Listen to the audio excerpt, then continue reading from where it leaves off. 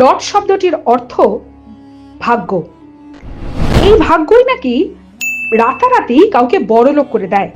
পলাশীর যুদ্ধের পর ব্রিটিশ সাম্রাজ্যের নতুন রাজধানী হলো কলকাতা। কলকাতাকে ভাগ্যের হাতে ছেড়ে না দিয়ে ভালোভাবে গড়ে তোলার জন্য চাই ভালো রাস্তা, রাস্তার দুধারে ময়লা জল দূরে সরিয়ে দেওয়ার জন্য ড্রেন, রাস্তা চওড়া করার জন্য গাছ কাটা। কিন্তু টাকা? তখন ওয়ারেন হেস্টিংস ভারতের প্রথম গভর্নর জেনারেল।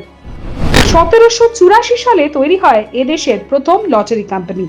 কারণ ইংল্যান্ডে কোম্পানির বোর্ড অফ ডিরেক্টরস স্পষ্ট জানিয়ে দেয় শহর গড়ার জন্য তারা এক পয়সাও খরচ করবে না। হেস্টিংস নিজের দেশে দেখেছেন লন্ডন শহরের রাস্তাঘাট তৈরির ব্যাপারে লটারি কমিটিগুলির কাজ। তার নির্দেশে গড়ে উঠল ভারতের প্রথম লটারি কোম্পানি। লটারি টাকায় শহরের নানান উন্নয়নের প্রস্তাব করা হয়। ওয়েলেসলি তখন গভর্নর জেনারেল। সেই লটারি কমিটির রাস্তাঘাটের উন্নয়ন বিশেষ করেনি। তারা অবশ্য নির্মাণ করেছিল কলকাতা টাউন হলের। সেই কমিটি ভেঙে দিয়ে দ্বিতীয় লটারি কমিটি গঠিত হয়। কাজ শুরু করে 1817 সাল থেকে। 1817 থেকে 1821 এই 4 বছর তৈরি হয় ওয়েলিংটন স্ট্রিট এবং স্কোয়ার, হেস্টিংস ও Hare Street, Mango Lane, Bentinck Street, তখন নাম ছিল Kasaitola, Free School Street, Kyd Street, College Square, Park Street, Chowringhee ইত্যাদি। এই লটারির টিকিট ছোট বড় সকলেই কিনতেন, এমনকি পাদ্রী সাহেবরাও পর্যন্ত বাদ যেতেন না। 1792 খ্রিস্টাব্দে কলকাতার একটি সাধারণ সমিতি গৃহ নির্মাণের জন্য লটারি করা হয়, ভবিষ্যৎ টাউন হলের পূর্ব সূচনা। এই লটারিতে 5000 টিকিট বিক্রয় হয়। টিকিটের মূল্য 60 সিক্কা টাকা। তখনকার সময় কখনো কখনো লাখ টাকারও টিকিট বিক্রি হতো। 45 বছর এরকম চলার পর সরকারের বোধোদয় হয় যে এইভাবে লটারির টিকিটে টাকা তুলে শহরের উন্নয়ন অনৈতিক। 1836-এ লটারি কমিটি বন্ধ হয়ে যায়। এরপর ইংল্যান্ডের রানী 1956 সালে লটারিতে সরাসরি জড়িত ছিলেন।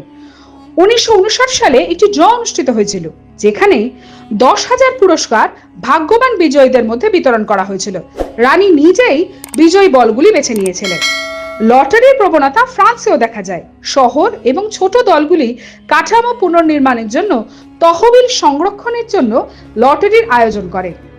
যাই হোক, রাজা লুই অনিয়ন্ত্রিত জুয়া দ্বারা সৃষ্ট সম্ভাব্য হুমকির জন্য জীবিত দেশের সমস্ত লটারি গেম নিষিদ্ধ করার সিদ্ধান্ত নিয়েছিলেন।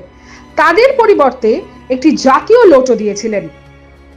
এছাড়াও পর্তুগাল ছিল অন্য দেশ যেটি 18 শতকে লটারির প্রবণতায় ঝাঁপিয়ে পড়ে, লোটেরিয়া ক্লাসিকা তৈরি করে। স্পেনে প্রথম লটারি এল গডো 1812 সালে পরিচালিত হয়েছিল। মজার বিষয় হলো এই স্প্যানিশটি আজও বিদ্যমান, ক্রিসমাসের চারপাশে অনুষ্ঠিত হয়। আধুনিক লটারির ইতিহাস 1880-র দশকে শুরু হয়েছিল বলে মনে করা হয়। অনেক দেশ রাষ্ট্রচালিত লটারি চালু করার সময় এটি ঘটেছিল। এই পয়েন্টের পরে লটারি গেমের বিবর্তন অনুসরণ করা সহজ। সময় যত এগিয়েছে তার সঙ্গে লটারিরও উন্নয়ন ঘটেছে। এছাড়াও সময়ের সঙ্গে সঙ্গে পুরস্কারগুলি আরো ভালো হচ্ছে। এইভাবে লটারি বিশ্বব্যাপী ছড়িয়ে পড়েছে। ভারতবর্ষ তাই এই পথেরই এক পথিক হয়ে সকলের সঙ্গে পায়ে পা মিলিয়ে এগিয়ে চলেছে। ব্যুরো রিপোর্ট, লটারি সংবাদ।